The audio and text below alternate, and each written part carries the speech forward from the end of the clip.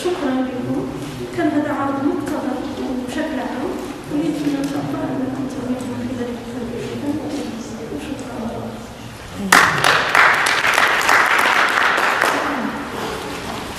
شكرا سعاد. كما لاحظتوا فإن العرض نحاول شويه يعطينا شويه ديال المفاهيم بصفه عامه عن السياحه وكذلك السياحه المستدامه، شويه عن التنميه المحليه وكذلك دور الفاعلين المحليين بصفه عامه بالتنميه السياحيه. لكن ضروري بما اننا نحن في الاقليم ديال خنيفره وكنهضروا على اقليم خنيفره، دونك لملامسه هذا الواقع هذا خصنا ننطلقوا من الواقع ديالنا. دونك من خلال هذا اذا كانت الامكانيه ديال الاجابه على واحد جوج ديال الاسئله بما انه الوقت بدا كينتهي لنا وهذا، دونك حاولنا نمشيوهم في جوج ديال هما جوج اسئله ممكن الاجابه عليهم في ان واحد. كاين مجموعه ديال الاخوان اللي كياخذوا كذلك لي رومان، نحاولوا نديروا واحد التقرير اللي يكون فيه مجموعه ديال النقاط اللي تداولات من خلال هذه الورشه هذه. اللي جوج اسئله اللي كيبانوا لي مهمين جدا من الواقع اللي كنشوفوه كاملين، سواء ولاد البلاد او الناس اللي كيزوروا المنطقه. عندنا مجموعه ديال لي زاتو توريستيك او نيفو ديال لا بروفانس ديال خنيفره. مالوروزمون هاد المجموعه ديال الحوايج لي بوتونسياليتي اللي عندنا نو اكسبلوري. كنهضروا على المناظر الطبيعيه، عندنا الربيع، عندنا المام، عندنا ويوان، عندنا يتيق المامين، تمنا وبونتا غادي. دونك عندنا كنهضروا على السياحه اللي عندها علاقه بالمواسم، عندنا المعزات اللي عليه ابراهيم، مجموعه ديال المناطق اللي ممكن ديفلوبمون ديال. هضرنا على مجموعه ديال المناطق الاثريه، كنهضروا على الجهات ديال اللي فيها المتحف، اللي فيها كذلك القصبه ديال محمد الزياني. يعني كاين واحد التنوع والغنى من حيث لي بوتونسياليتي توريستيك او نيفو ديال لا بروفانس د خنيفره. لكن للاسف كنلاحظوا بان هناك ركود ما كايناش واحد التنميه سياحيه اللي من خلالها تخلق واحد الديناميه محليه. لان كنعرفوا بان لي روطومبي ديال السياحه اذا تخدمات غادي يكونوا دي روطومبي سواء ايكونوميك سواء سوسيال سواء حتى او نيفو انفيرونمونتال. كيفاش هضرات سعاد على السياحه المستدامه، كيفيه نستغلوا هاد لي بوتونسياليتي توريستيك اللي عندنا، ولكن بدون كذلك من اجل كذلك مع الاحتفاظ بالاجيال القادمه كذلك في هذا. لذلك انا بغيت من الاخوان انكم في الاول تكون علاش عندنا هذا الشيء. عندنا مجموعه ديال لي زاتو ولكن ما مستمتعينش فيهم. ربما كاين مشاكل من خلالهم كل واحد غادي يعطينا وجهه النظر ديالو. من بعد شنو الحلول اللي كتبان من اجل الديفلوبمون ديال هاد لاسبي توريستيك ولا هاد لافيليير توريستيك او نيفو ديال لا بروفانس د خنيفره، ولا كان ممكن شي توصيات اللي نقدروا من خلالهم اننا نحاولوا نجاوبوا عليهم فيما بعد. هذا غيكون امتي دياغنوستيك رابيد ديال ياك السي عمر امتي دياغنوستيك رابيد ديال من خلاله نعرفوا بعدا على الاقل نعرفوا اهم المشاكل من الفاعلين اللي في الميدان، خصوصا حاليا معنا مجتمع مدني، معنا الناس ديال السياحه، معنا الناس ديال الجامعه، معنا مجموعه ديال الفاعلين في هذا المجال واللي يخدموا في هذا المجال مده طويله. وربما كاين شي حوايج اللي كتخفى على كل واحد. ربما هذا موقع من خلاله نديروا من كونفيرجونس ديال لي زوبينيون ديال هاد لي زاكتور هادو من اجل اننا نرفعوا من الوتيره ديال الاشتغال في هذا الميدان وديفلوبيو هذا الدومين او نيفو ديال لا بروفانس اللي كنتهنوا ليها وكنطمحوا اننا نشوفوا فيها هذا الدومين توريستيك اللي ديفلوبي. دونك غادي نفتحوا اللائحه ديال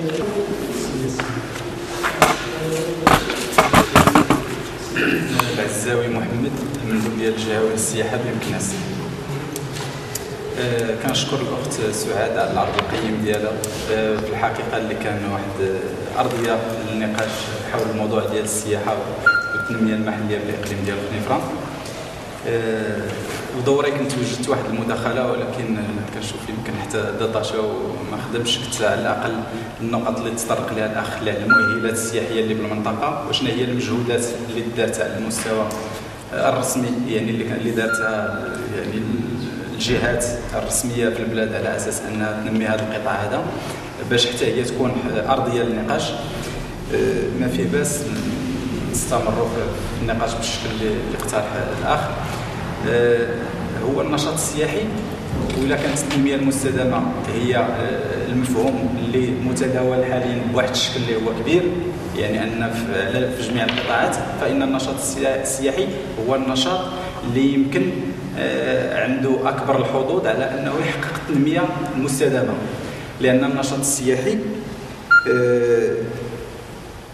كيمكن انه نحققوا موارد اقتصاديه وفي نفس الوقت نحافظوا على الموارد الطبيعيه ديالنا، لان بالاكثر من ذلك ان التنميه ديال السياحه كتستدعي ولا كتطلب منا باش نتمنوا حتى الموارد الطبيعيه اللي عندنا، يعني لا فالوريزاسيون ديال الباتريمون سواء ناتوريل او كولتوريل، بهدف النشاط السياحي يعني اوتوماتيكمون كيحقق لنا تنميه مستدامه.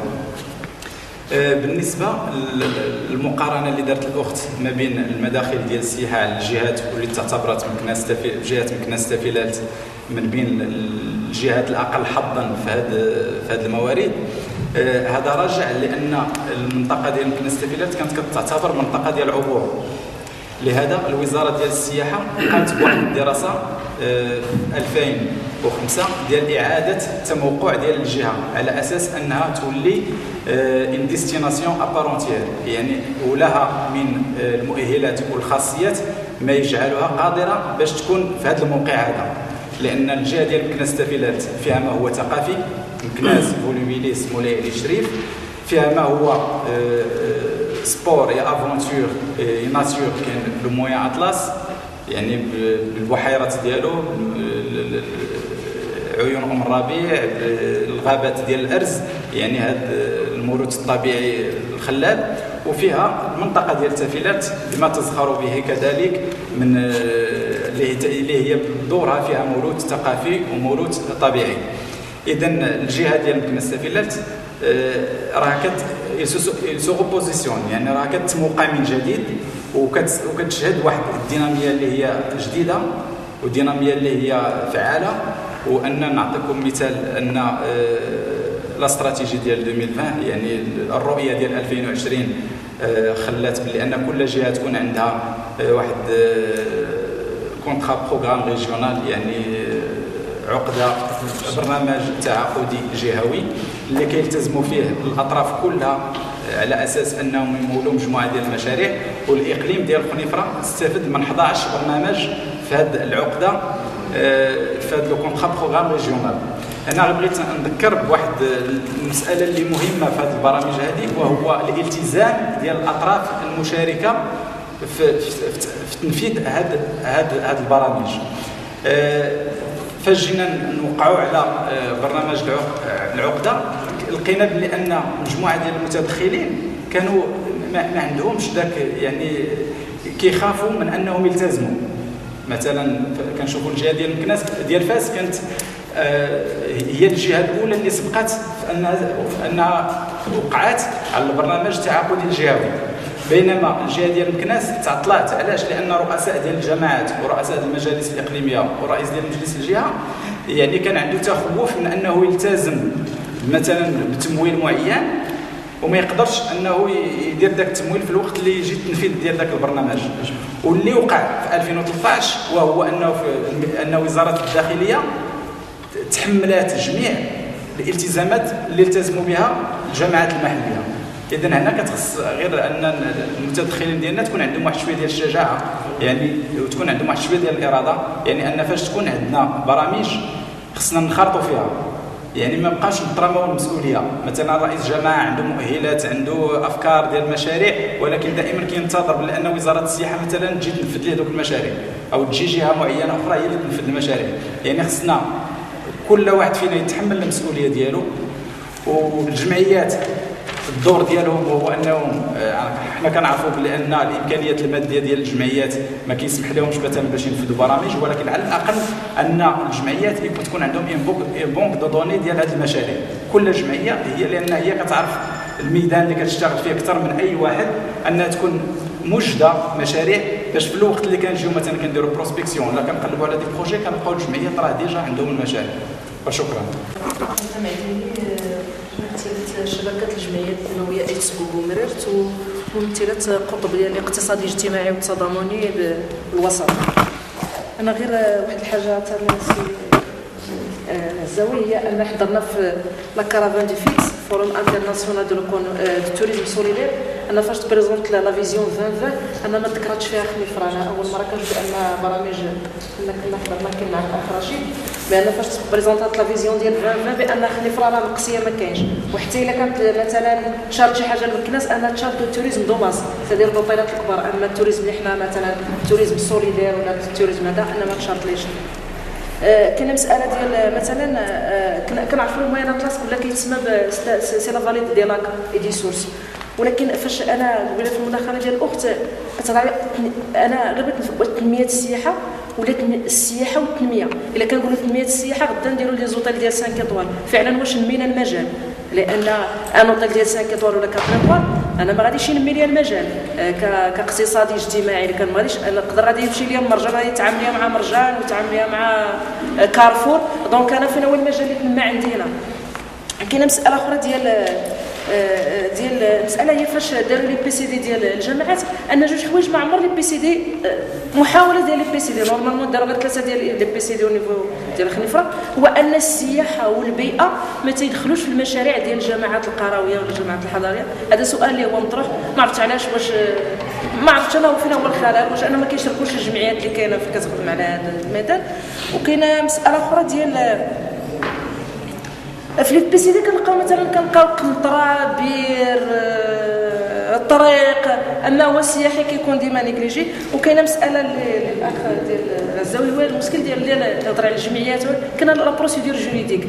كاين كوبيراتيف اللي بغاو يخدموا مثلا في السياحه، ولكن داك القانون هذاك الجانب القانوني هو ديما اللي كيبقى هو واحد الحاجز. وعندنا مثال ديال بزاف ديال الناس اللي خدموا على اللي عندهم دي جيت ودي زوبرج اللي بغاو انه باش ينموا في المنطقه، ولكن الجانب القانوني ديما كيكون هو لا بروسيدور جوريديك كتمنع هذه المبادره باش تكون. شكرا. Association Yanor, Rachid Kari, Association Yanor pour le développement de territoire في نفرة. عندي واحد المجموعة ديال النقاط اللي بغيت نهضر عليهم زيادة على النقاط اللي هضرت عليهم الأخت لطيفة. حنا حضرنا مجموعة ديال اللقاءات ومجموعة حضرنا في الفورم انترناسيونال ديال التوريزم سوليدير. أنا تنبغي نزيد ماشي غير التوريزم ديورابل، تنبغي نضيف ليه التوريزم سوليدير ديورابل. علاش سوليدير؟ لحقاش نهضروا على التوريزم سوليدير راه عنده علاقه مع ليكونومي سوسيالي سوليدير. بدل باش نهضروا على التوريزم سوليدير تنهضروا على شي حاجه اللي هي تدار في دوك البوادي وفي القريات بعيد على داكشي ديال لي زوتيل 5 ايطوال. دونك تنهضروا على ليكونومي سوسيالي سوليدير في علاقته مع التوريزم سوليدير، لحقاش كاين عندنا واحد المجموعه ديال لي كوبيراتيف اللي تيخدموا عندهم تينتجوا واحد المجموعه ديال لي برودوي عندهم مشكل في التسويق. دونك هاد لو توريزم خصو يكون واحد الوسيله اللي يمكن هاد الناس تسوق المنتوج ديالها بواحد الطريقه مزيانه وسميتو. اضافه على هذا عندي واحد المجموعه ديال الاقتراحات اذا كان ممكن، هو انه خص يدار ان دياغنوستيك دو فون. هذه باش نعرفوا يكون بارتيسيباتيف مع دوك الناس اللي هما غادي يمشيو عندهم. لحقاش نهضروا على التوريزم سوليدير راه تمشي عند واحد المجموعه ديال الناس ولا واحد الدوار، الا ما كانش سونسيبيليزاسيون لهاد الناس كيفاش يستقبلوا واحد المجموعه ديال السياح اللي غادي يجيو عندهم، ولا لحقاش كيما تنشوفوا دابا تمشي لواحد الدوار راه سميتو كاع الناس تيتخزنوا، لحقاش ما عندهمش داك سميتو باش يواجهوا الاخر ولا سميتو. بالاضافه الى هذا عندنا خصنا انفورماسيون. هاد الناس اللي هما خدامين في التوريزم لا سميتو خاص انفورماسيون تو سكي اكاي انفيرونمون بزاف ديال سميتو. خصنا لو ريزولطاج بين هاد لي زاكتور لي زاكتور اللي كاينين لوكال اللي تيخدموا على التوريزم خص يدار ان ريزو بيناتهم، يتعرفوا بيناتهم، يكون كونسيرتاسيون بيناتهم باش يقدروا يخدموا مجموعين. تنقولوا يد وحده راه ما تتصفقش. وخصنا خصنا فيزيبيليتي ديال المدينه، ما عندناش سيت انترنت، ما كاينش دوكيومونطاسيون تعريفيه بالمنطقه، ما تلقاو حتى حاجه. تيجي ان توريست لهنايا ما عندوش حتى شي معلومه على المنطقه، حتى لي روبير اللي كاينين ناسيونال وسميتو داكشي قليل على المنطقه ولا ما تلقاش. دونك خصنا ننتجوا واحد دوكيومونطاسيون اللي تعريفيه بالمنطقه اللي تسوق بشكل جيد ان شاء الله. وشكرا. سعيد عزمي، وكالة التنمية الاجتماعية. التدخل ديالي هذه يكون بسيط، هو أن بغيت نبدا يعني واحد تقييم بسيط بعد هذه الورشة باش نعرفوا حتى فين راحنا بالنسبه للقطاع ديال السياحه. راه يعني انا كنشكر يعني الجمعيه ديال الاسمون العاري يعني اللي داروا الاسبوع حول يعني على هذه النقطه هذه ديال السياحه بالمنطقه. ربما نقدروا نقولوا بان راه سي ان طابو، مازال عندنا طابو بالنسبه للسياحه بالمنطقه ديال الخنيفره. هنا بغيت نربط ونرجع نقول بان واش يعني ما كايناش اراده سياسيه وطنيه لتطوير هذا القطاع ديال السياحه بالمنطقه معرفوه.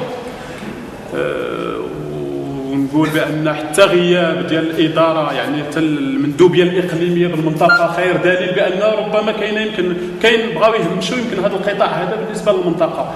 اذا خص يكون يعني نرافعوا على هذه القضيه هذه، يعني تكون مرافعه على حساب هذه القضيه ديال التطوير ديال تكون عندنا بعدا مندوبيه هنايا الاقليميه هي الاولى. لان ربما نقدروا نتخبطوا في هذا المجال هذا كل جمعيه على حده، والجهود غادي تكون يعني متفرقه ويعني داروا جهود يعني من قبل. كاين حتى في واحد البروجي ميدال اللي من قبل اللي داروا لي زوفوري كانوا حتى هما خدموا في هذا القطاع هذا ديال السياحه، ومشاو يعني بلي فورماسيون، جابوا يعني بعض الزائرين من مناطق واحده اخرى، داروا لي فامي داكوي يعني في مجموعه ديال اللي جيت. كانت واحد الدراسه اللي هي يعني نقدر نقول نتمنوها ونزيدوا بها للقدام. يعني كاينه واحد لا بلاتفورم موجوده يعني كيف ما قال سي محمد في المداخله ديالو، هناك مؤهلات يعني لا طبيعيه ولا ثقافيه الى غير ذلك بالمنطقه يعني جد مهمه. نربط بالمنطقه ديال الحوز اللي وصلت يعني فاش عطيتها الرقم ديال 35% بالنسبه للتطوير ديال يعني العائدات ديال الاخ في الحوز. اللي شاف الحوز، الاخوان اللي شافوا الحوز راه عندهم يعني نفس الطبيعه اللي عندنا هنايا. راه خنيفره عندنا جوج حوايج، راه ما نحلموش، راه ما عندناش البحر نطوروا شي حاجه واحده اخرى. يعني هذا راه عندنا الطبيعه وعندنا شويه ديال هادشي ديال لي بلونط ميديسينال اروماتيك، وعندنا الثقافه يعني والتوريزم اللي خصنا نديفلوبي ولا غير. بحال الحوز، راه المنطقه ديال الحوز هادشي اللي عطا الله، راه فيه الجبال والحجر وهذا، ولكن خلقوا منه يعني واحد مورد، عطاو واحد لا فالور اجوتي. يعني حتى حنا بالنسبه لنا هنا في المنطقه ديال الخنيفره هناك مؤهلات اللي هي طبيعيه وثقافيه اللي خصنا نطوروها في القطاع ديال السياحه. يعني هذا يعني تنكرينو اللي خصنا نديفلوبيوه وخصنا نرافعوا من اجل يعني انه يعني راه كاينين الناس اللي كيستافدوا من هذه الوضعيه ديال قطاع السياحه، نقتلوه في المنطقه واستافدوا منه يعني هذه قرون، نقولوا هذه قرون هما كيستافدوا من هذه الوضعيه. ولكن يعني كانت فئه قليله هي اللي كانت كتستافد من ديك الوضعيه، ولكن يعني بغينا نخرجوا نوضعوا الاصبع يعني حول هذا الداء ونكشفوه. بالنسبه لي يعني قبل ما نهضروا وكيف ما جات التدخل ديال سعاد، يعني هناك عده ديفينيسيون بالنسبه للتوريزم، حدث ولا حرج، ولكن يعني خصنا حنا نختاروا شنو هو النوع ديال السياحه اللي بغينا في المنطقه ديالنا، لان غادي نشوفوا يعني شنو هما المؤهلات اللي عندنا وشنو شنو بغينا نفيزيو، واش بغينا نديروا مثلا حتى السياحه الداخليه ولا السياحه مثلا الخارجيه ولا هما بجوج. ولكن خصنا نعرفوا يعني الا كنهضروا مثلا عن السياحه الخارجيه شكون هما الناس مثلا اللي كيهتموا مثلا بهذا النوع مثلا بهذه المؤهلات اللي عندنا. انا ما غاديش نقول يعني شنو اللي عندنا، ولكن كاملين الحمد لله راه عارفين شنو هما المؤهلات اللي كاينه يعني، ونعرفوا حتى لا سيبله شنو كتطلب كوم سيرفيس. يعني قبل ما نطلقوا حنا ونقولوا راه غادي نديروا اغرو توريزم ولا نديروا توريزم دو ماس ولا نديروا هذا، نشوفوا شنو اللي عندنا وشنو هما يعني الطموحات اللي عندنا حنايا وكون العائدات، لان حتى نربطوا مثلا السياحه والتنميه المحليه شكون اللي بغينا يستافد، يعني شنو هما لي زوبجيكتيف اللي عندنا وشنو هما يعني لي بوت اللي عندنا، يعني غير بغينا نديروا واحد لاميليوراسيون ديال لي كونديسيون دو في ديال واحد لا بوبولاسيون معينه. هذا يعني بارتباط بالعائدات اللي غادي يرجعوا لنا من القطاع ديال السياحه.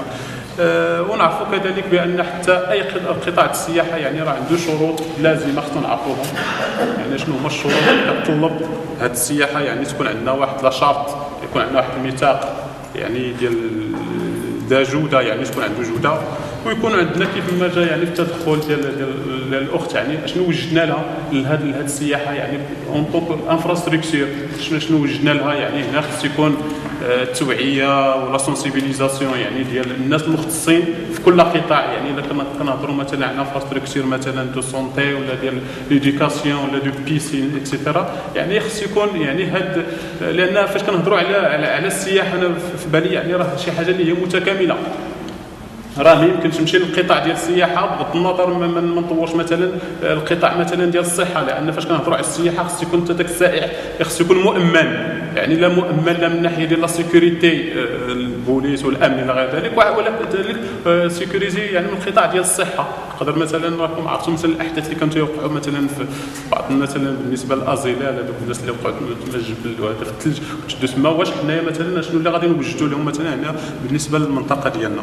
اذا ما غاديش نطول بزاف لان عندنا غير باش نختم، يعني راه عندنا لي بوتونسياليتي وكاينين لي ريسورس اللي هي انورم بالنسبه للمنطقه، وخص يكون تضافر ديال الجهود كما قال الاخ قبيله، يعني نفكروا مثلا في لو ريزوطاج، لان باش نخرجوا هاد السياحه للوجود يعني خص يكون تضافر ديال الجهود ديالنا، يكون تكتل دي ريزو ولا شي حاجه بحال هكا، اون بليس راه خاصه لا فورماسيون حتى داك يعني كان لا فورماسيون ابروفوندي في هذا القطاع. والمندوبيه الاقليميه هي اول حاجه اللي انا بالنسبه لي خصنا نرافعوا عليها، تكون عندنا هناي كمخاطب قريب، لان يعني راه حتى الاخوان كنعرف عن بعد الاخ العزاوي في المندوبيه الجهويه، ولكن كاينين دي شوز اللي هي خصك تقضيها هنايا، يعني خص يكون مخاطب قريب ليك باش يعني ترفع وتخرج يعني مجموعه ديال المعيقات انك تلقى لها حلول. وشكرا. النادي الاسماعيلي والمرشد الجبلي تنظن الاخوه تطرقوا لجميع النقاط عن المشاكل والحلول، اغلبيه المشاكل تطرقوا لهم. بحكم انا كمرشد جبلي فتنشوف سولت في الاخوه اللي دازوا من المنطقه مرشدين جبلي نديروا التكوين في هذا المجال هذا، فتنسولهم العمل علاش زعما ما تجيوش تحاولوا تلقاو فيه معامل، تيلقاو شي معامل يتعاونوا هنايا باش انهم يخدموا في هذا المجال ويشوفوا ما كاينش معامل، تيضطروا انهم يمشيو اما للسوس او مراكش، يعني تما تيلقاو يعني. وتنظن ان كما شاور الاخوان خاص يكون واحد التكوين، واحد التحسيس، وبخصوص يكون اشهار لهذه المنطقه هذه من الجهات المسؤوله، يعني كاع مسؤوله على هذا المجال هذا، يكون واحد الاشهار ويكون واحد التفعيل ديال يعني التحسيس وهذا التكون، هذا الاشهار يكون واحد التفعيل ديالو ويكون داكشي في وقت يعني سريع، ما نتسناوش بحال لا فيزيون ديال 2020 يعني الثلوج. كنا فريم يمكن حتى 2020 يمكن عاد غادي توصل شي حاجه ولا جوج. كنا في 2013 وخرجت هي من 2010، يعني نتمنى ان شاء الله كل شي حاجه. أستاذ الجامعة إسماعيل، رئيس جمعية سارة لتنمية السياحة القروية بمنطقة بجهة السفينات. بداية أود أن أشكر نادي اسمو النهاري على الدعوة وعلى المثابرة ديالو في تنظيم هذه الأنشطة، وكلنا يعلم أنه ليس من السهل أن نقوم بنشاط يمتد على 3 أيام، وربما الصعوبات اللي كيلقاوها الإخوان ما يمكن يقدرها إلا الناس اللي تيشتغلوا في هذا المجال. كذلك أشكر الأخت من الوكالة التنمية الاجتماعية اللي على المداخلة ديالها واللي دارتها في ظروف صعبة حقيقة. يعني من الصعب أنها تكون مبرمج دير نشاط معين بآليات معينة وتغتروف في سيتوياسيون ان بو ديليكات. ولكن تبارك الله عليها الى سيغي وتنشكروها جزيل الشكر على العرض ديالها. بكل صراحه الحديث عن السياحه ربما الاخ حاول انه يوجه النقاش في نقطتين اساسيتين. في العاميه ديالنا تيقول لك الوجه المشروك ما كيتغسلش، والمعضله ديال السياحه هو هذا، لانه قطاع اللي فيه متدخلين كثار. وما فيها باس نذكر يمكن بالسؤال اللي طرحه الاخ يمكن على صيغه اخرى، هي اشكاليه المعادله ما بين المؤهلات السياحيه بالمنطقه والانشطه، هذه المؤهلات اللي الجميع يتحدث عنها، والانشطه السياحيه الضعيفه والضعيفه جدا بالمنطقه. هذه النقطه الاولى. والنقطه الثانيه ربما اذا ما خانتنيش الذاكره هي تحديد المحاور واولويات في المحاور التي يمكن الاشتغال عليها للدفع بهذا القطاع الى الامام.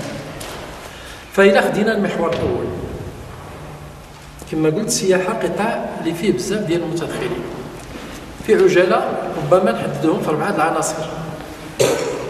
العنصر الاول، احنا مولفين تنتعاملوا مع الداخلين، ربما نسميوها اداره ترابيه، بما فيها الجماعات المحليه، بما فيها السلطات المحليه اللي عندها واحد الدور اساسي في تدخل في هذا القطاع هذا. العنصر الثاني اللي تيبان لي كذلك مهم هو المجتمع المدني. ربما العنصر الاول اللي هضرت عليه الاداره الترابيه، خصنا نكونوا واضحين. يا اما ان الناس في البلاد، واتحدث على اعلى مستوى، الناس القطاعات يعني المسؤولين السياسيين اللي تيشرفوا على هذه القطاعات يكونوا واضحين. يا اما باغيين نشتغلوا باش ننميو هذا القطاع، خصنا نوجدوا له الاليات وننزلوا للتراب بجميع الامكانيات، ولا باغيين نديروا مهرجانات موسميه ونبقى نديروا لا لونغ دو بوا، غادي نبقى نجتمعوا بحال هكذا نفس الوجوه تتحرق هنا وهنا وهنا، ونديروا توصيات وداك الشيء وتنشدوهم وتنحطوهم في الرفوف، ونديروا لا فيزيون 2010 ونديروا 2020 ونديروا 2030 حتى تمشي هذه الوجوه تجي وجوه اخرى وتبقى المنطقه تخنيفره وغيرها على حالها. راه عندنا مشكل فيما يخص المنهجيه العمل، لا ميثودولوجي. اون ناريف با كابيتاليزي، هذا هو الاشكال ديالنا. كلنا تنشتغلوا في السياحه، ولكن ملي كتشوف لو روندمون ما كاينش. في حين ان تيجيبوا خبراء اجانب تيجلس 3 ايام 4 ايام تيخرج لك ان موديل تيحطو. فين عندنا المشكل؟ اعتقد ان المشكل هو هذا اللي درت عليه، هو عدم التنسيق بين هذه العناصر اللي بديت كنسردها، واللي فيها اداره ترابيه، واللي فيها المجتمع المدني. المجتمع المدني مشى بواحد السرعه في المغرب اللي يمكن ما كانش حتى المسؤولين على البلاد ما توقعوش ان غادي يمشي بهذه السرعه هذه. فالدور ديال هذا المجتمع المدني اعتقد انه خصو يمشي في الاتجاه ديال التحسيس لا بلا عطات امثله ديال السياحه، انماط ديال السياحه. فهذا النمط ماشي هو هذا النمط، والمجتمع المدني والجمعيات خصها يعني تلعب ذاك الدور ديال التحسيس خصوصا ديال الساكنه المحليه، وتكون هذيك الحلقه اللي كتربط ما بين الساكنه المحليه والمسؤولين على هذا القطاع فيما يخص النوعيه ديال السياحه اللي باغيين نديروها في البلاد. كاينه مساله التحسيس، وباش نوصلوا لهذا الهدف اللي هو اساسي ديال التحسيس ديال الساكنه وكذلك ديال المسؤولين، اعتقد ان لا بد اننا نمروا باش درت قبيله على كابيتاليزاسيون دو ليفور و لا ميتواليزاسيون دو ليفور عبر شبكات، اشتغلوا عبر العمل ديال الشبكات باش ما يكونش هناك جمعية ألف كدير عمل معين، وفي حين أن هناك جمعية أخرى تدير نفس العمل وتتكون اون رودوندونس او نيفو ديال لو طرافاي. دونك العمل عبر الشبكات تيبان لي أن أساسي فيما يخص. العنصر الثالث فيما يخص هذه المسألة ديال السياحة هي المهنيين. ولما أتحدث عن المهنيين أقصد الخواص، ولكن أقصد حتى المهنيين عبر المؤسسات الحكومية. سنهضروا على ديليغاسيون ريجيونال ديال التوريزم، لي ديليغاسيون بروفانسيال، tous les acteurs institutionnels تاهما خصهم يشتغلوا في هذا الاتجاه. المهنيين الخواص اعتقد ان السياحه اذا كنا باغيين نديروا سياحه جبليه وسياحه القرب، فكما في احد المداخلات ديال الوقت مدني غاديش نجيبوا شي واحد اللي غيدير لنا نوطيل 5 ايطوال اللي عنده داك الهاجس ديال الربح السريع ويمشي يتقدم من هذه ويدير من هذه، في حين ان كاين مثلا خواص اللي يمكن يديروا استثمار بسيط في يعني احداث ملاجئ اللي تكون متناغمه مع المحيط البيئي وكذلك يحترم المنتوج المحلي الى اخره الى اخره. دونك هذا العنصر الثالث. العنصر الرابع والاخير انا بالنسبه لي اللي هو اساسي هو الساكنه المحليه. راه يمكن نشتغلوا حتى نعياو الا ما كانش تحسيس ديال الساكنه المحليه بهذا النشاط السياحي راه ما يزيدش لقدام. شيء اخر بطريقه عفويه قبيله قال على ان الناس عندنا حنا مثلا غير تيشوفوا التوريست يمكن ما يقدروا كاع يصرفوا داك الشيء، ولكن ما عندهمش هذيك الفكره ديال انه يتخلص منه. لوسكون في مثلا الايواء عند لا بوبولاسيون لوكال ما يمكن ماشي بسهوله غادي تدخل الناس اللي متعودين الكرم متعودين انه يصادف سيد وتقول ليه تخلص منه دار له براد داسي غتخلص منه، ولكن غادي مع المساله ديال التحسيس وتشرح ليه على ان هذا نشاط اللي يمكن يدر دخل على الساكنه وما يقدرش حتى هذاك السيد راه جاي على اساس انه يلفا ديبونسي. دونك ربما المساله تدخل شويه بشويه. فهادو العناصر الاربعه اللي تيبانوا لي اساسيين وخصو ما تحدثتي العزاوي على لي كونطرا بروغرام. اون فا ايتابليغ ان كونطرا بروغرام. شكون تيخطط فلان فلان فلان فلان، كل واحد تيمشي تيشتغل بوحديته. مي يشتغل بوحديته في اي ورشه كما بغات تكون، الا ما درتيش الخلاصه ودرتي لا سنداز في الاخر تيبقى داك الشيء حبر على ورق.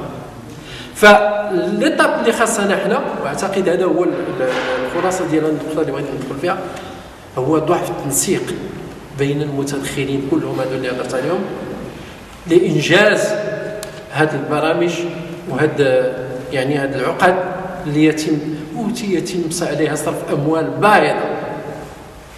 دونك اعتقد ان هذو بعض العناصر للاجابه على السؤال الاول ديال ان اعتقد المشكل ديال المعادله بين مؤهلات المنطقه لا احد يناقشها. يسوي تهبط من عيون المربع وهبط غير مع لا فالي ديال واد المربع، تيجيو دي جون تيقول لك الجنه عندكم. انا ولد البلاد خويت كاع ما تبان لي ديك الجنه. C'est juste après que je découvre effectivement avec un autre regard, avec un peu de recul, effectivement il y a des choses à voir. Elle m'achète d'autres endroits qui sont très valorisés. J'ai été dans la région de Safraout, à Tazalart, un village perché sur un rocher. فيه الضوء فيه الماء والناس بانيين بسميتو الى اخره. و جو me dis الناس ils ont travaillé pour faire arriver à des choses هنايا التنميه علاش كنهضروا في حين ان واد المربع دايز كوتي اي بوندون دي زاني كاينه 100 متر بيني وبين واد المربع تنمشي تنشرب منه داخل في الواد ولا ما زقيناش الوغ كون بوغي فيغ ان تروك. ملي بدات الجمعيه تشتغل الان زودوا هاد لي فيلاج اكوتي بالماء صالح للشرب بالماء. واش صالح ولا ما صالحش هذا شكل المهم كاين il y a de l'eau courante. هنا كاين الاشكال كاين ان اعتقد ان كاين ضعف التنسيق بين جميع المتدخلين لترجمه البرامج والعقد المتفق عليها على ارض الواقع. هذا فيما يخص النقطه الاولى. اسمحوا لي طولت شويه يمكن. النقطه الثانيه اللي هي اولويات. بطبيعه الحال لما تنبغيو نشتغلوا على قطاع معين وتنبغيو لابد اننا نحطوا واحد المنهجيه العمل ونحدوا اولويات. فاعتقد ان المنطقه لها مؤهلات كبيره والقليل اللي كيعرفها. دونك كاين واحد المجهود اللي خصو يدار للتعريف بهذه المؤهلات، انواع ديالها شنو هي الى اخره. والان الحمد لله كاين وسائل كثيره لتعريف هذه المسائل. كاين برامج اللي دار، كاين برامج تلفزيه، برامج اذاعيه، كاين لي سيت ويب، كاين يعني بزاف د الحوايج. لانفورماسيون دابا يسيركول ان فيتاس كبيره خص غير يشتغل عليها. بنك المعلومات اللي تحدث عليها الزاويه دابا. دونك كاين هذا التعريف بالمؤهلات. ثانيا، النقطه الثانيه هي تاهيل ما هو موجود. راه اون دوموند با لا لون. عندنا واحد الطريق مكرفصه في شي طرونسون غادي نحاولوا نقادو. عندنا واحد السيد باغي يدير واحد لوبيرج، اون دوموند با نو فيغ ان اوتيل 5 ايطوال ولا 4 ايطوال، غير داكشي اللي موجود نحاولوا ما امكن نرموه ونجعلوا على ان السيد اللي غيجي غيلقى فيه الماء وغيلقى فيه الضوء. سي سكون دوموند. لي جون اللي جايين يديروا السياحه الجبليه ويديروا السياحه القرويه تيكونوا سي دي جون اللي كيسون تري سامبل و يشيرش ان مينيموم دي سانيتير دي تروك كوم سا. سي دي شوز فاسيل. اذا تاهيل ما هو موجود سواء على مستوى البنيه التحتيه او على مستوى التشوير. لي زانديكاسيون تلقى بوسيط يدو قداش اوكين انديكاسيون لا سميه لا يعني ان بانو انتربريتاتيف ولا ولا ولا ولا ولا. كذلك بالنسبه للساكنه المحليه، وهنا اخص بالذكر مادام اننا هذا الاحتفال هذا كله تيدار في اليوم العالمي لاحتفال المراه القرويه مسكينه تخرج من عدت في السنوات الاخيره كتخرج من الظلمات الى النور. فعندها انشطه. كاينين العيالات اللي عندهم في يديهم عليكم السلام يديهم من ذهب تيصنعوا حويجات اللي هي رائعه ولكن للاسف مجهوله. فهاد المنتوجات المحليه خص يتم التشجيع ديال اولا الانتاج ديالها وثانيا التسويق ديالها. التسويق لان الناس عندهم اشكال حتى في التسويق. تاخذ حتى لي كوبيراتيف تو سا اللي تيديروا البحال ويديروا كذا ينتجوا، ولكن من بعد ولا اللي تيديروا لي بام ولا اللي تيديروا المشكل ديال التسويق. وهنا خص تندوزوا لمرحله اخرى، تندوزوا الناس اللي عندهم يعني واحد الدرايه بالمجال ديال الماركتينغ ديال لا كوميرسياليزاسيون ديال هنا خص الناس اللي مسؤولين على القطاع يدخلوا بور دوني ان بتي كو دو بوس لهذوك الناس اللي بسطاء اللي ما يمكنش يديروا الانتاج.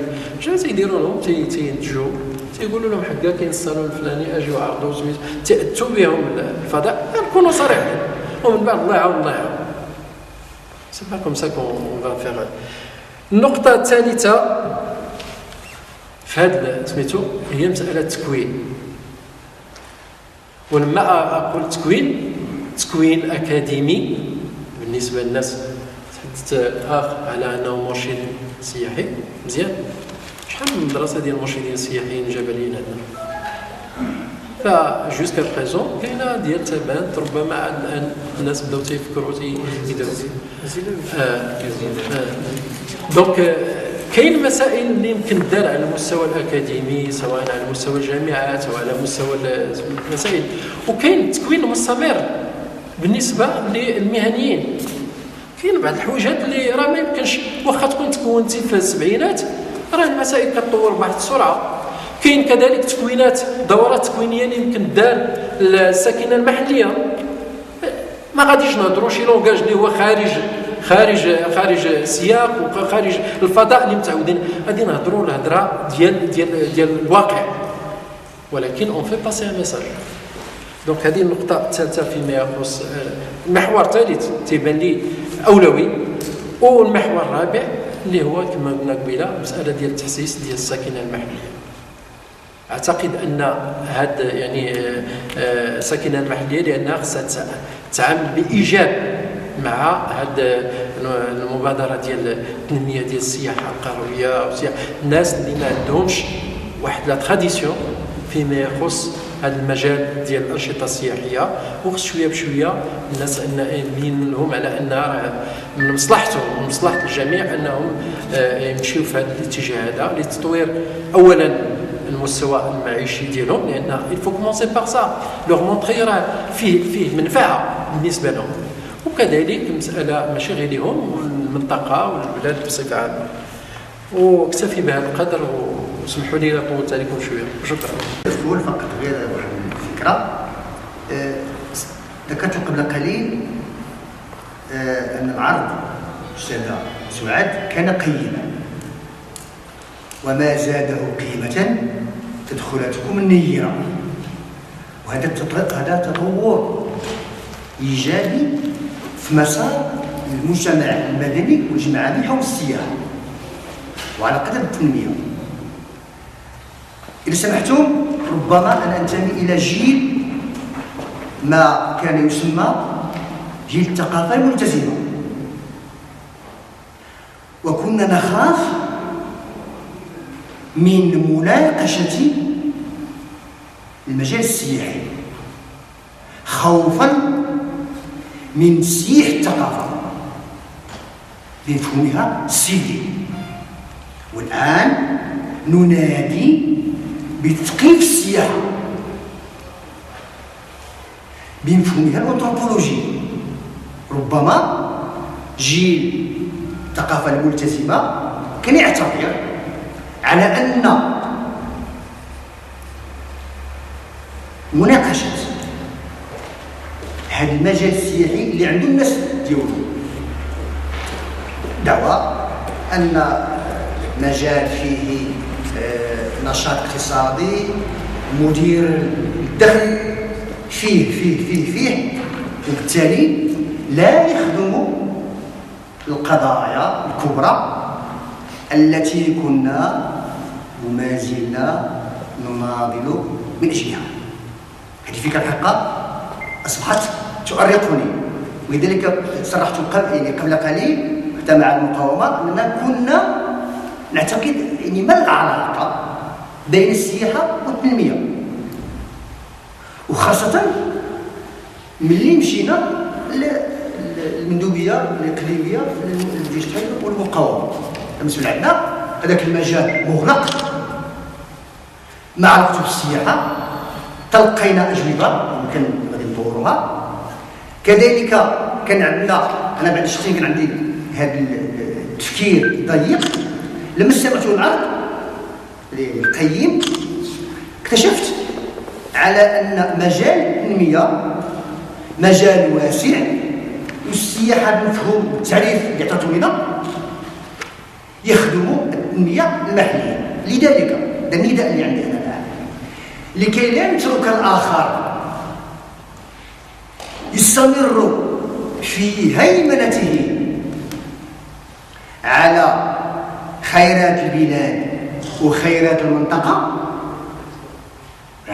ينبغي أن نستمر في توطيد هذه العلاقة، اكتشافها ما بين التنمية والسياحة.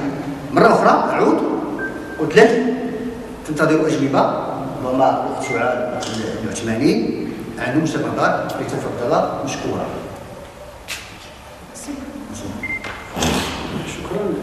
هو الحقيقه التدخلات كانت تصب حول ان السياحه هي شأن الجميع، وكيف لا روفوار يعني كيبان ليا بين ابروش انتيغري، يعني خصها تشاف مقاربه اللي نقولوا انتيغري، مقاربه شموليه اللي من خلالها جميع الفاعلين في السيكتور. ولكن كاين واحد الحاجه اللي هضر عليها السي عزام هو الالتزام ديال الناس اللي دايرين. وهضر على كذلك السي عيسى فاش هضر على لا فولونتي بوليتيك. فريمون سكون اون فولونتي بوليتيك او نيفو لوكال، با نيفو ناسيونال كاين عندنا لا فولونتي بوليتيك، ولكن او نيفو لوكال واش فعلا الجامعات المحليه ديالنا كما قالت المهديني عندها هذه الرؤيه ربما غيبه عليها ربما، ولكن خصها تكون باينه، لان حيت هضرنا على رؤيه شموليه للسياحه، رؤيه شموليه من حيث الفاعلين وكذلك من حيث حتى لي زاكسيون اللي غيداروا.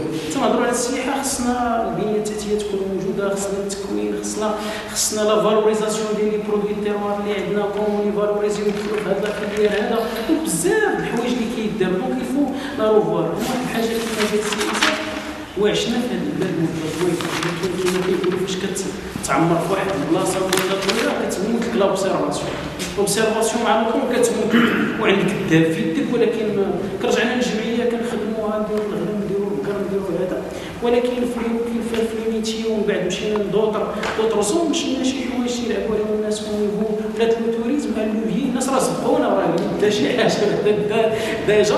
دونك غير الفو خصنا نعاودوا نربحوا الوقت باش نسيكلوا هذوك اللي سبقونا.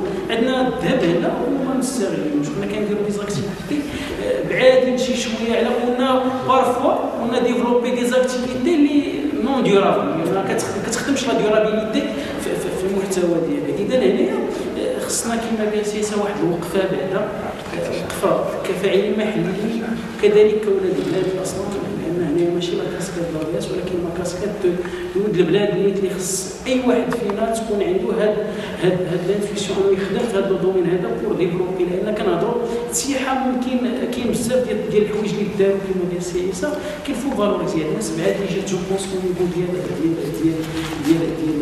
لا ريجيون ديال خنيفره في لا بروفانس خنيفره كيفو فالوريزي. كاين دي زاكسيون اللي بداو كيداروا، كاين دي جيتور اللي ولاو كيديروا هذه القضيه عند واحد لاكوي شي لابيتون اللي كانوا كيدار فيه وصلوش لاكوي شي لابيتون، يعني ياخذ حتى هو لينويتي، ولكن ديروا با سامبل كيدوزو تياكلوا شويه في الصباح يفطروا عند هذا يتغداو عند هذا، ولكن مازال ما تستعملاتش بواحد الشكل جيد اللي يكونوا لي روطومبي على لا بوبيلاسيون كاع. لان لوبجيكتيف ديالنا حنايا هو نوصلوا ديك لا بوبيلاسيون لا بلي بوفر في ذاك لو سيركوي. الا جيت مثلا من مريرت نمشي حتى العيون والربيع غادي ندوز على فوق الجامع، غادي ندوز على تنفليت، ندوز على تقليت، غادي دونك دوك الدراري اللي كيطلعوا في الطريق اللي كيقطعوا القلب بين ويوان وعيونهم والربيع، كود المنطقه كيبقى فينا الحال كدوز وكتحشم واحد كيكون معاك وممكن دير شي حاجه اللي ممكن دي برودوي يتباعوا تما والفوطرا ويشوف لا كوميرسياليزاسيون. دونك كاين بزاف من الدار، مي الفو هذه القضيه ديال الالتزام اللي قالها سي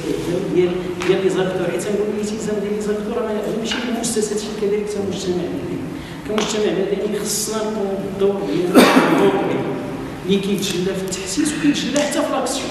بوركوا با كونتريبيي في هذا لو بروسيسوس ديال لو ديفلوبمون توريستيك او نيفو ديال نبداو غير لو بريمير، نبداو بشي حاجه، نبداو كيما بداو الناس ديال البلادين، نبداو شويه بالتحسيس شويه بيروندوني. لي سيركوي دابا راه كاين بزاف ديال لي سيركوي تراسي بار لي اسوسياسيون. كاينه تقليد عندها السيركوي ديالها، كاين هادو ديال اللي فيه عيبوبي ديال واحد النادي حتى هما كاين لو سيركوي اللي دايره تما يفون طرافاي على هاد لي سيركوي اللي فالوريز. كاين لو طرافاي اللي دار في لو بروجي ميدا، كاين ان طرافاي اللي دار وان طرافاي كيلفو زعما ما كاينش ما غنبداوش من الزيرو، غادي نبداو بشي حاجه ديجا كاينه. مي لا فولونتي بوليتيك خصها تكون عندنا، بان تنهضر لا فولونتي بوليتيك لا عند المؤسسات لي سيرفيس اكستيريور، لا عند المنتخبين، لا عند المجتمع المدني كذلك خصو يكون عنده هذا لا فولونتي. واش حنا مستعدين فعلا انه تكون عندنا هذا لا فولونتي؟ مي كنظن بان المشوار بدا خصوصا في هذا العام هذا ديالنا كنهضروا على التوريزم بشكل كبير. ربما هذه هي البدايه وهذه هي الانطلاقه، لان صعيب في الاول راه كاين دي مونطاليتي اللي صعيب تغيرها في ظل كما قال لك السي عيسى. واحد كيموالف كيعطيك براد تدخل عنده تاكل وتشرب وتولي نعطيك 50 درهم على هذا، راه شي شويه وشونجمون. كاين عاوتاني اللي كاين في واحد لو سيت صعيب باش تقنعوه بانه يشونجي لو برودوي ديالو. دونك خصك تبين ليه الربح انه يشونجي لومبلاسمون ديال لاكتيفيتي ديالو بور نو با بوليي مثلا لو سيت ولا شي حاجه. دونك هادو دي زاكسيون كيف موني مي هذا سا فا دوموندي اون كونفيرجونس ديال لي زاكتور، لان سون كونفيرجونس هو عاوتاني كل واحد في البوان ديالو يبغى فير ان طرافاي اللي ما غيكونش عنده ان امباكت سواء على لا بوبيلاسيون سواء على لو توريستيك دو لا ميرسي. شكرا دكتور الأستاذ. 2 فبراير كان عندنا واحد الاجتماع مع مجموعه من الاخوان تتبان لي الاخت هما دي بروفيسيونيل ديال التوريزم اللي كنا استدعيناهم وصنتنا لهم وحاولنا نناقشوا معهم الاشكال ديال السياحه بحال هذا الشكل اللي اليوم خرجنا بمجموعه ديال التوصيات. اهم توصيه هو كنتلاقاو بشكل مناسبات، كنتلاقاو غير الا استدعات احدى الجمعيات باش نجلسوا باش نشوفوا لا بروبليماتيك، ولا بروبليماتيك بعض المرات كنجلسوا 3 ايام باش نقدروا نخرجوا. مثلا الفوروم اللي دار وكان السي عيسى، كان واحد المجموعه ديال الاخوان اللي كانوا يحضروا معنا، ما استمريناش في اننا نتلاقاو ونجلسوا باش نبلوروا المشاكل ونحاولوا نوجدوا الحلول.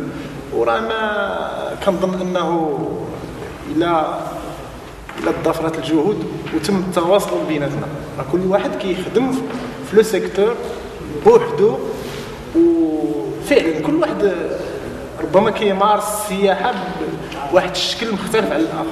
السياحه الرياضيه، السياحه التضامنيه، السياحه ولكن كيبقى الحدث معزول في الوقت وفي الاسباس، وكي الجهد الجهد كيتشتت.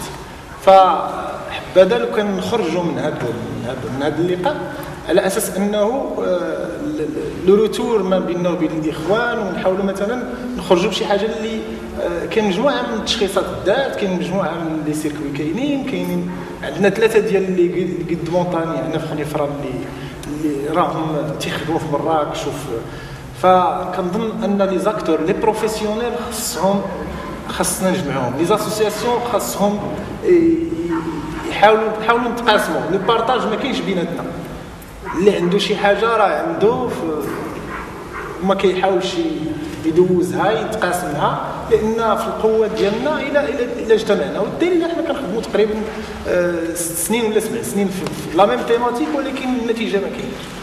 فكاين دي سيركوي خنيفره، كاين دو سيركوي خنيفره اللي ما هضرناش عليه، سيركوي خنيفره اللي ممكن هو يكون لاتراكسيون في هذا الشيء اللي شفنا اليوم.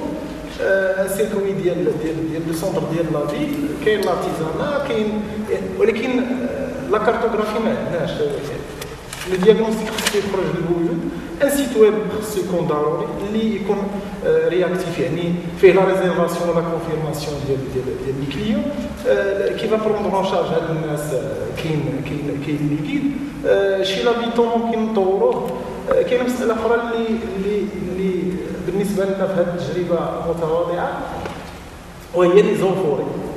الناس ديال لي زونفوري راه الا ما قدرناش حنا كجمعيات كاين واحد المقترح بالنسبه لا فيزيون ريجيونال ديال التوريزم اللي فيها لي زون كارت توريستيك كي فون ايتر ترانسفورمي اون ايكولوج ولا شي حاجه بهذا الشكل. عندنا فين ممكن انسيريو لي جون سون امبلوا باش يخدموا تما. اون بو كريي دي كوبيراتيف دو سيرفيس داكتيفيتي، ماشي بالضروره هاد الناس كينتجوا شي منتوج، ولكن لو سيرفيس يكون ستركتوري في الشكل اللي ممكن هذاك لو كليون يدي معاه اون فاكتور، هذاك السيد كيبيع ليه اون فاكتور، ولي كوبيراتيف دابا يمكن يعطيو دي فاكتور بحالهم بحال النوتيل واوبرج وجيتو. فحبذا لو كان نخرجوا من هنا بشي موعد اللي تكون اون دات اللي ممكن نتلاقاو بحضور الناس ديال لابيريس. هما تقريبا ولا كاع مغاربه، ولكن كاين واحد الحس اللي باغي خاصنا بعدا غير نجلسوا لو بارطاج باش نتعارفوا. ولا مجموعه من الاخوان ما كنعرفهمش اش كيخدموا. اي فعلا اسمو نهارين تنجيو في لو 8 مارس كنهضروا معاهم، كيمكن يحضروا معنا في شي لقاء، ولكن من بعد كنمشيو 364 يوم ما كنتجاوبوش. فرجاء الى نخرجوا غير بأون دات اللي ممكن نتلاقاو ونعاودوا نعمقوا النقاش، ونتمنوا اننا نبداو نشوفوا بعضياتنا، لان ميم لا صال ما كتساعدش اننا نجلسوا باش شي يشوف شي باش نتعارفوا باش فكل واحد كيشوف الاخر في قرفته، وصعيب باش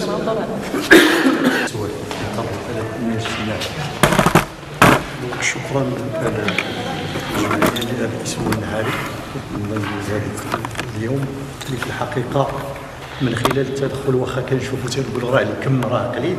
انا بالنسبه لي النقاش و لي كونكليزيون كنا تيري من لي زانترفونسيون ديال لي كوليك سواء في لي زاكتور انستيتيسيونيل ولا لو تيسي اسوسياتيف اللي معنا الى طري ريش في لو كونتوني ديالو.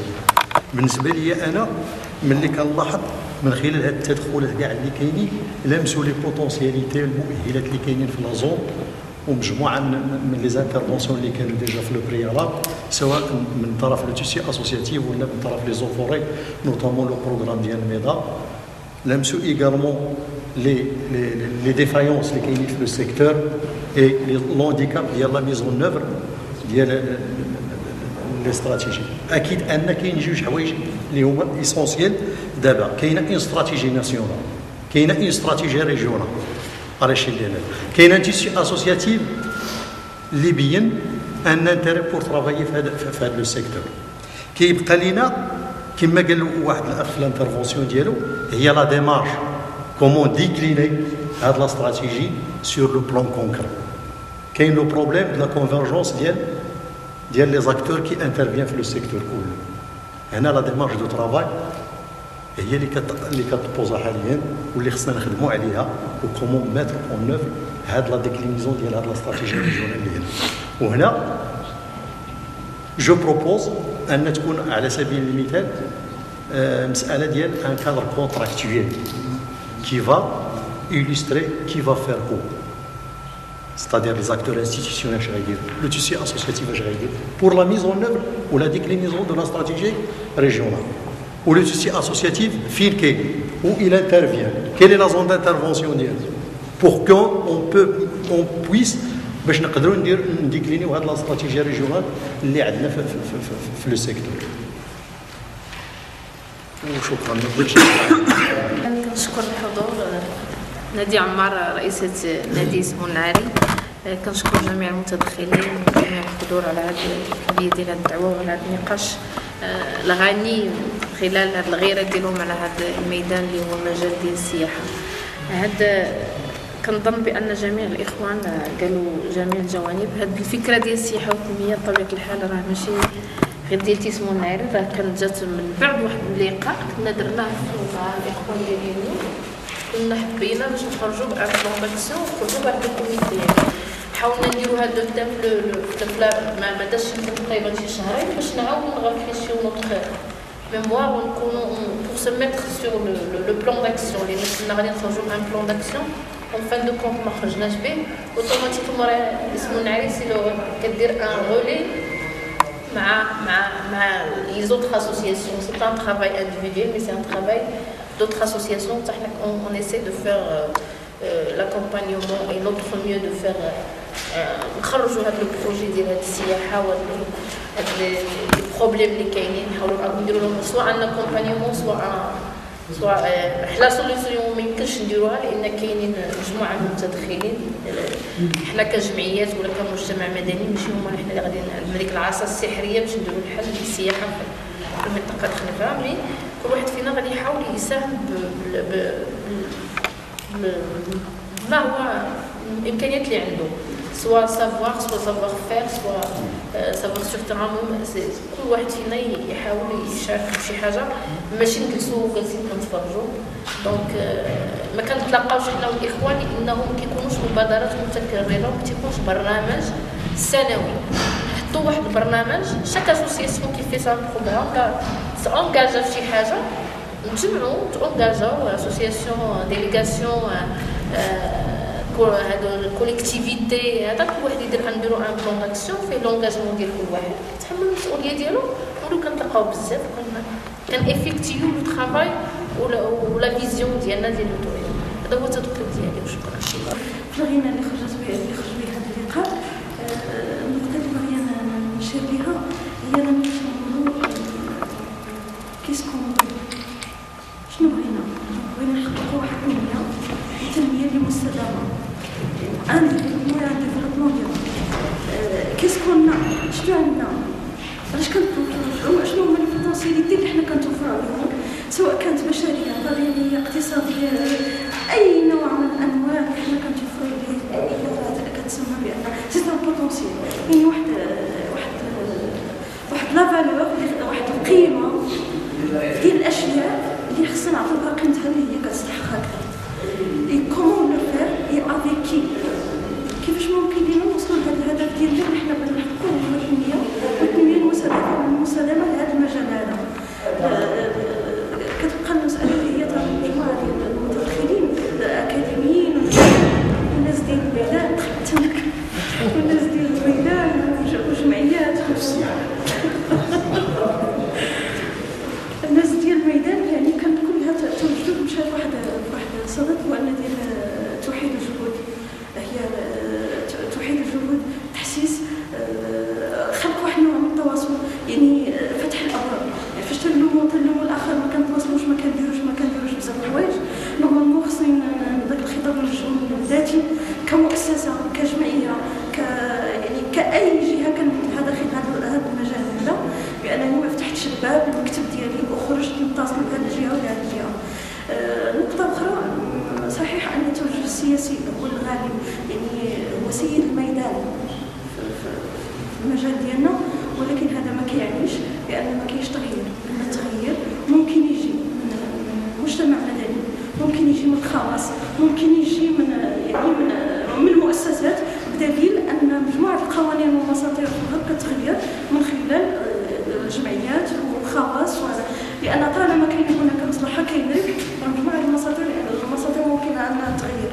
يعني التوجه السياسي كيتبع المصلحه العامه، وحنا فوقاش كيتحقق في اللحظه اللي كنوليو حنا يعني كجهه فاعله داخل المجال، عارفين الهدف ديالنا وعارفين كيفاش غادي نديرو واش من طريقه ومع من غادي نتعاملوا، وان شاء الله نتمنى لكم التوفيق. شكرا. اذا باسمي نادي اسماء النعري اشكركم على تلبيه الدعوه، واشكر الاخوه الذين تحملوا مشاق السفر، والى فرصه قادمه ان شاء الله.